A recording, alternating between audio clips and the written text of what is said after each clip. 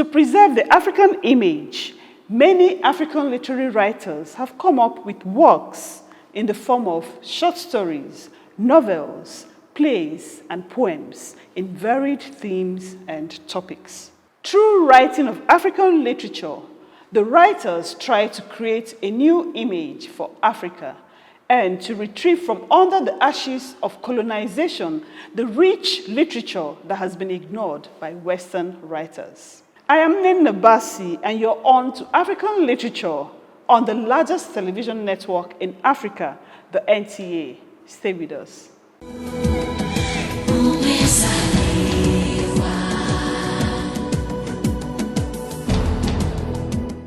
The potency of African systems are not in doubt. This edition looks at the justice system in Africa.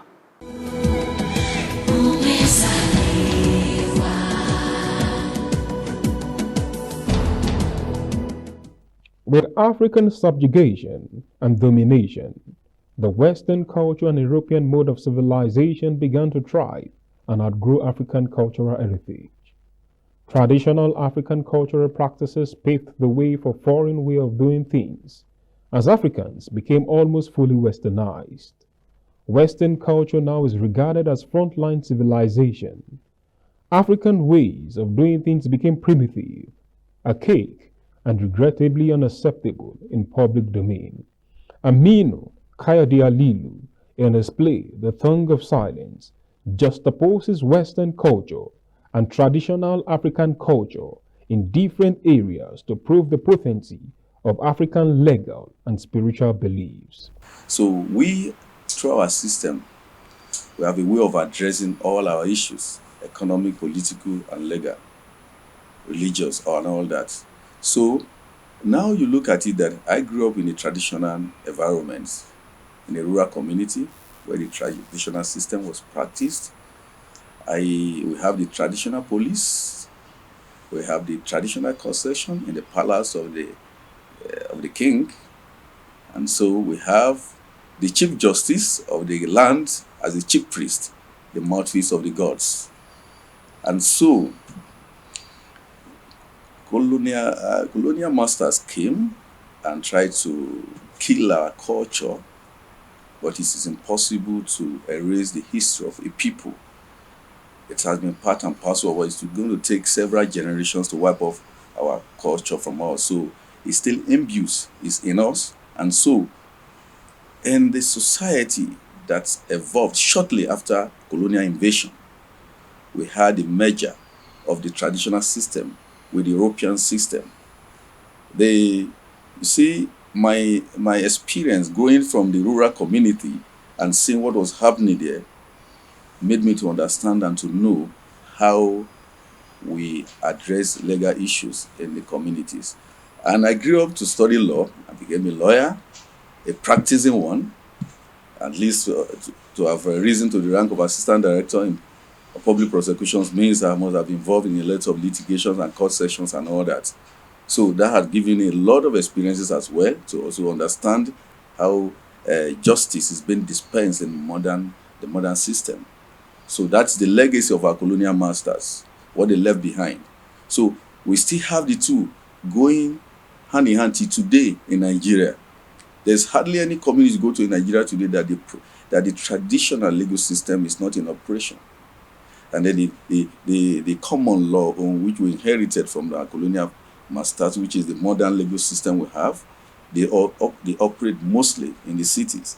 But the issue now is that when there's a clash within these two, of course, the European method, which the government has adopted and is recognized in the Constitution of Nigeria, prevails. So I understand it because I'm highly grounded on both sides. The title of the work is spiritual and connotes that silence speaks volume. Well, I look at it from a spiritual aspect of it, and in law we believe that silence has its own meaning, which means acceptance. But I'm talking here, looking at the fact that most of us don't make requests to the divine powers, asking them for certain things or the other. Sometimes we expect them to talk to us, the divine powers to speak with us. It does not matter the religion you follow. You could be a Christian, you could be, even if you're a Muslim, traditionalist, you believe in certain divine powers. So when we pray and we expect those divine powers to talk to us or communicate with us, and we do not hear from them, we usually feel disappointed that our prayers have not been answered. So I'm trying to communicate through this work that in the silence of those divine powers, there are voices, very loud voices, communicating to us. It takes only the wise to understand the words coming out from the tongue of that silence. So the silence has a tongue that speaks. Silence on its own ordinarily will have meant or will have something that will not even make any response to anything, just be quiet. But we are saying from this work, I am saying from this work that yes, there is a voice in the silence. And if there is voice in the silence, then there is tongue. There is a tongue with which the silence communicates with us. So that's what I try to put forward to everyone on the surface of the earth. Alilu affirms the potency of African traditional justice system. You know, I'm one of those who believe that if we had not had the European invasion, we will have seen our own as the best now. The issue of discussing the potency otherwise of our own system will not have been there at all because we'll have respected it a lot. You can attest to the fact that the Indians are still with their Hinduism and Buddhism. And so whatever they practice, they build in around their system. Now, the gods we know, our ancestors believe in, were not gods that were failing them. They were living up to their expectations. And so you believe in those days, we have witnessed how somebody would make an oath, would take oath and say, I did it, I did not do it. If you lie, it's obvious. You see what happened to them. It's the justice of the gods, of our ancestors, is usually so expeditious, so speedy, beyond the expectation of anyone. That's why they said, oh, if you want any politician to be scared of embezzling your money, tell him to swear by Songo, the god of thunder in Yoruba land, or Amadioha, the god of thunder in the Igbo land, or Akpabana, as the Igalas will call it. So they say, oh, and you understand the fact that you see, the moment you hear even thunder rumbling in the sky, you start, even the fear alone is enough to prevent you from doing this. So the traditional system has a way of infusing fears into our people that they do not want to dare go there. I lived in a community where the farmers will place something on their farmlands and tell you they put some red cloths to show you that there's danger here. Don't touch my harvest. I've seen situations where people try and do that. You find them, they remain there until the owner of the farm come back to discharge them. That's the potency of the African powers. The work is replete with African wise sayings and themes like courage, faith, consistency, betrayal, unity, love, amongst others. For people to realize certain things. 1, courage. 2, faith. Then 3, consistency. And then reveal, betrayal. And then divinity. And then unity. And then love. You see, looking at the fact that there is nothing you do in life if you put your greatest energy, if you put your confidence, everything at your disposal into it, even if you are his cleaner, you will succeed and get to the peak in life that others will not believe you can get to. The story of Odegbami, the protagonist and the play, is the dark thing. The story of Odegbami is going to be like the story of Christ in the scripture, who prays so hard against the tragedy that was to befall him. And then went with his disciples, and they were to pray, and some disciples were sleeping. And he came and saw them sleep. Look at this man. For disciples to be sleeping, it goes to tell you that they have prayed very, very long time. Because those were pious men who would not just kneel down and start sleeping.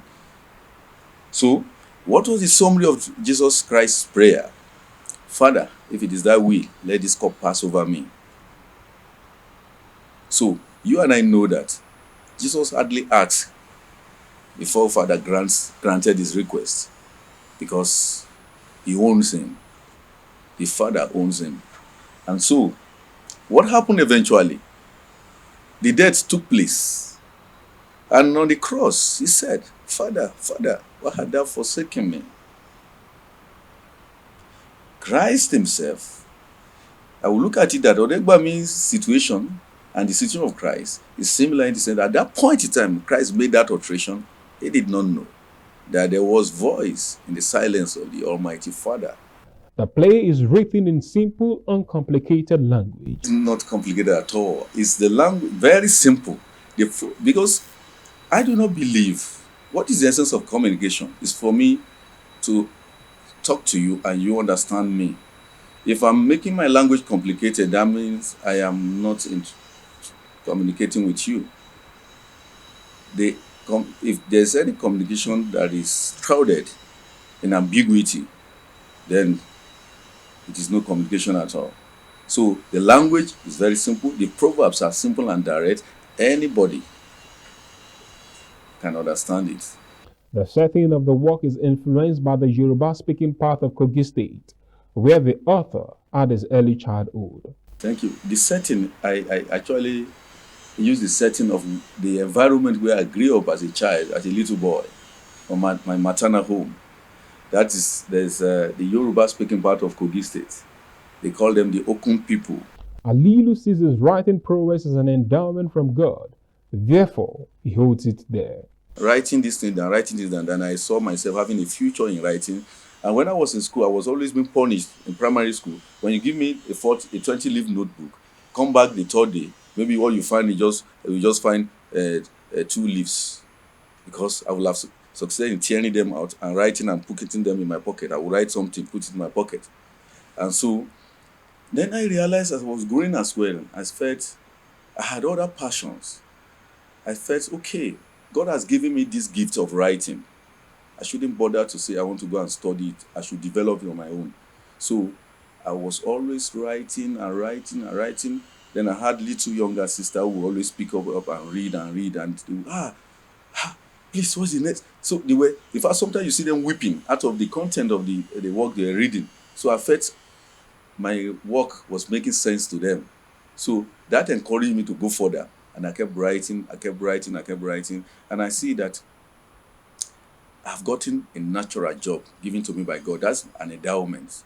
His style of writing is traditional and inspirational. As they used to. When you go to villages back then, our grandfathers would sit down with us, talk to us in proverbs and wise sayings. We learn a lot from that. And with a single wise saying, you could express a lot, so much that you cannot even say it in 2 hours. You could say it just by one wise saying or proverbs.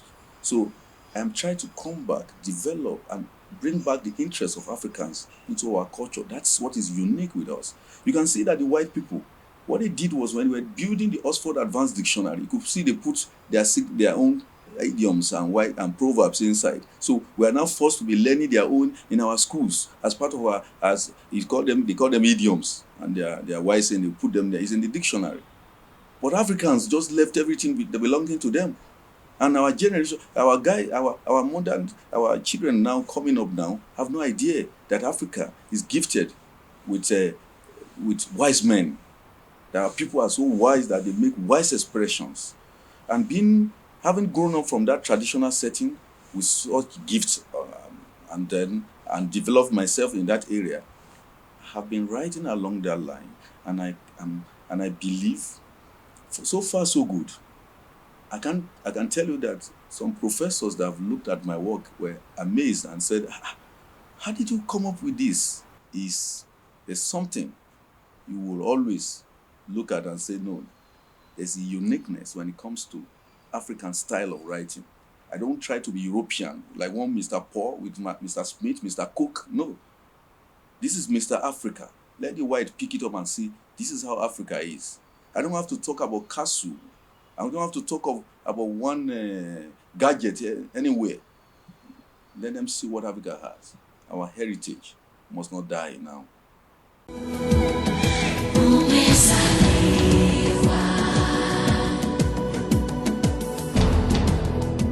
Our next segment is on an African writer who is bent on upholding African culture through his style of writing.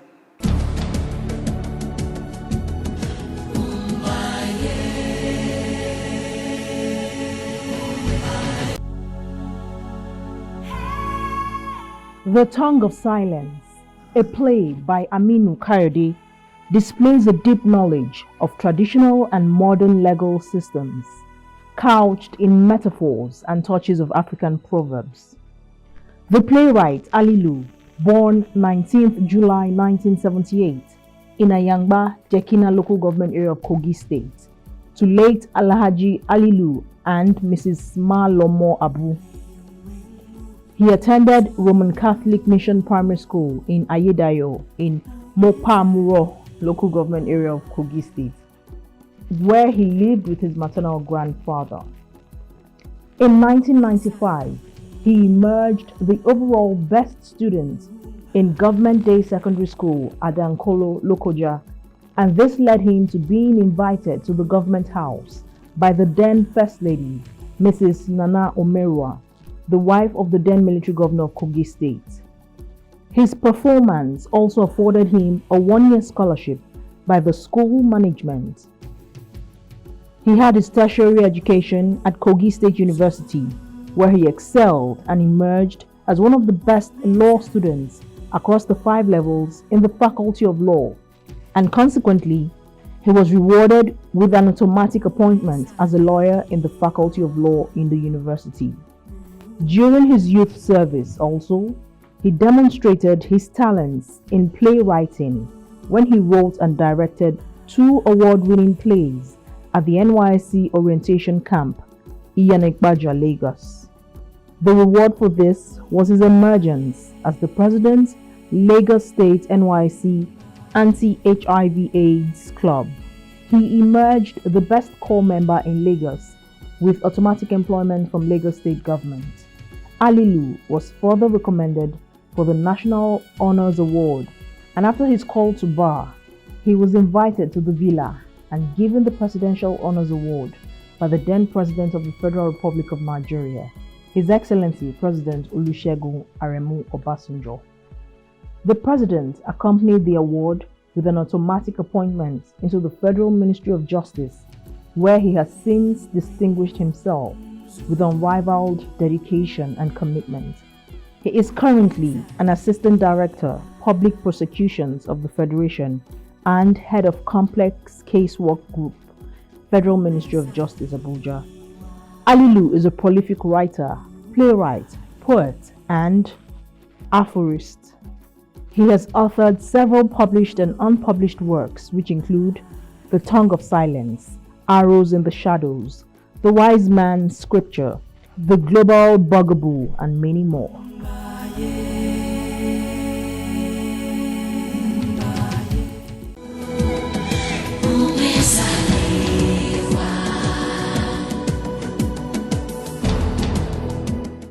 Do you want to connect with your readers and want them to better understand your story? Then our next segment will be useful to you.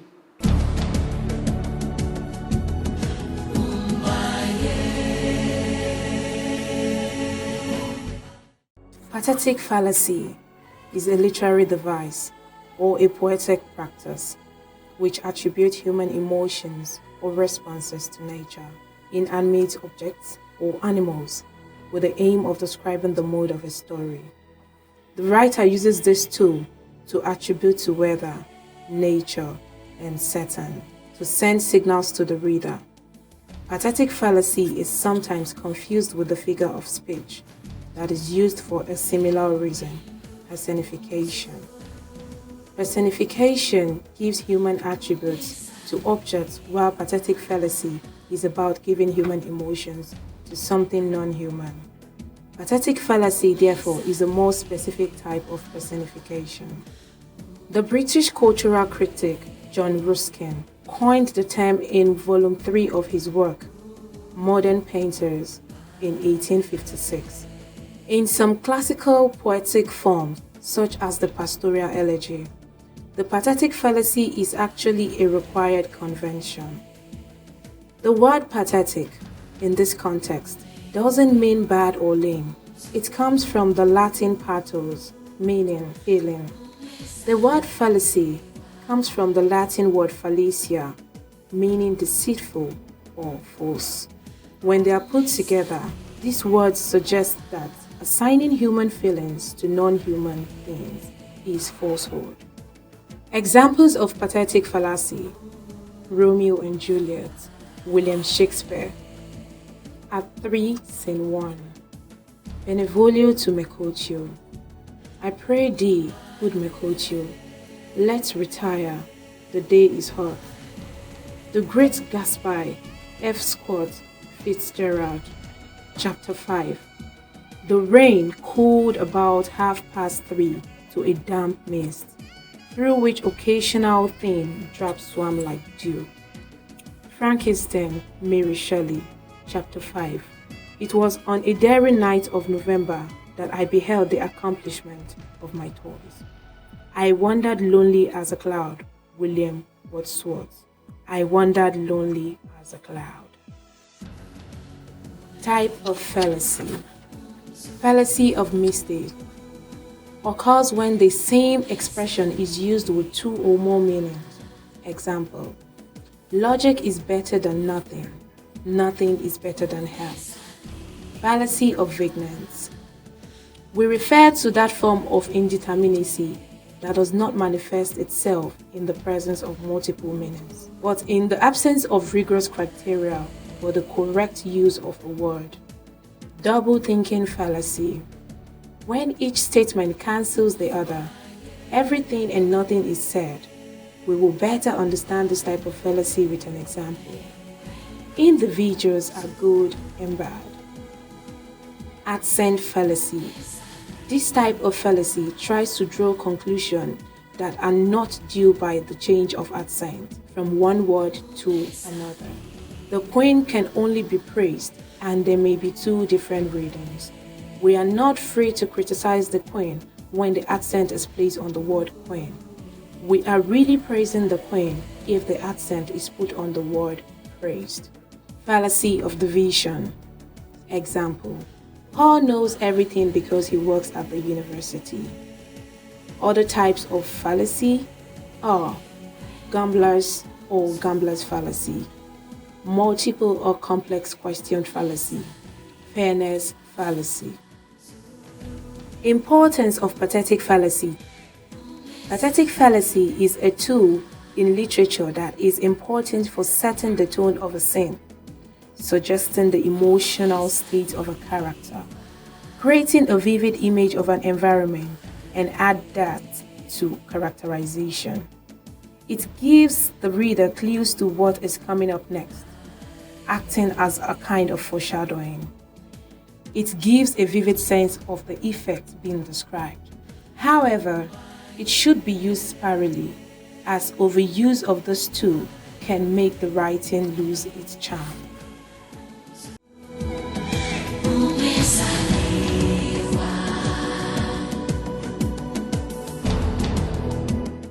Africa is blessed with unique culture. Ours is to nurture and keep for generations unborn. Up next is our wise saying, and that will be it on this edition. Stay a proud African. Bye.